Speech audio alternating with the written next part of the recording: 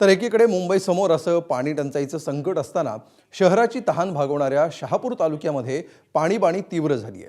कसारा गोखणोणे ग्रामपंचायतीच्या हद्दीमध्ये गेल्या अनेक वर्षात पहिल्यांदाच पाणी मिळेनासं झालंय। एका विकासकानं ब्लास्टिंग केल्यामुळे ही परिस्थिती ओढवल्याचा ग्रामस्थांचा आरोप आहे।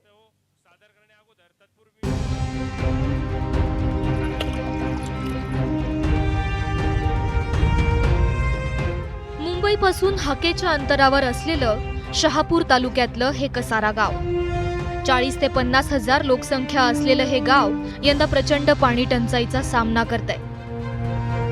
मिळेल तिथून ओंजळभर पाणी भरून घेण्याची वेळ ग्रामस्थांवर आली आहे। 8-10 दिवस झाले तसं पाणीच नाही आम्हाला। आता सध्या तुम्ही धुण्यासाठी किती लांब आले होते? 2-3 किलोमीटर आलोय आम्ही। मग घरातली कामाचं कसं काय? आता घरातले कामं टाकून आता कपडे तर धुणंच बाकी, पाणी आणणंच बाकी, त्याच्यामुळे मग यावंच लागतं पाण्याला। या अगोदर अशी काही नाही कधी नाही, आताच झाली। विशेष म्हणजे गावात प्रथमच अशी समस्या निर्माण झाल्याचं ग्रामस्थांचं म्हणणं आहे। ही समस्या नैसर्गिक नसून मानवनिर्मित असल्याचा आरोप स्थानिकांनी केलाय। गावाला पाणी पुरवठा करणाऱ्या बंधाऱ्याच्या खालील भागात एका विकासकाचं काम सुरू आहे। तिथे मोठ्या प्रमाणात ब्लास्टिंग होत असल्यामुळे बंधाऱ्याला गळती लागल्याचं ग्रामस्थांचं म्हणणं आहे।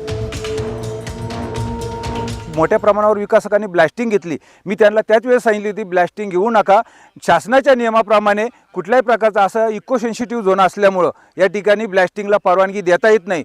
परंतु त्यांचा आर्थिक काहीतरी त्यांच्याशी हीच संबंध जोडल्या गेल्यामुळं त्यांना ब्लास्टिंगला परवानगी दिली आणि एवढा मोठ्या प्रमाणावर त्या ठिकाणी लिकेज वाढलेला आहे की त्यामुळे या धरणामध्ये पाणीच राहणार नाही। ही ह्याच वर्षाचीच नाही, आता याच्या पुढे देखील अशाच प्रकारचे ही पाणी टंचाई या गावाला होणार आहे।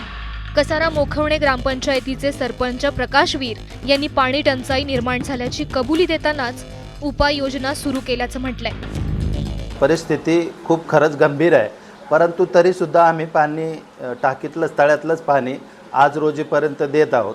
पुढील नियोजन कलेक्टर साहेबांशी बोलणं झालं आहे, तहसीलदार साहेबांशी बोलणं झालं आहे, पंचायत समितीचं पाणी पुरवठा विभाग आहे पांढरे मॅडम त्यांच्याशी बोलणं झालं आहे। त्यांनीसुद्धा आम्हाला टँकर पुरवण्याची म्हणजे पुरवायला सुरुवात केली आहे।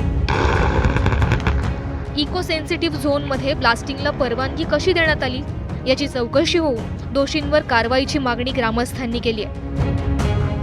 तसंच भविष्यात पुन्हा अशी समस्या निर्माण होऊ नये यासाठी कायमस्वरूपी उपाययोजना करण्यासाठीही गावकरी आग्रही आहेत। ब्युरो रिपोर्ट, ABP माझा।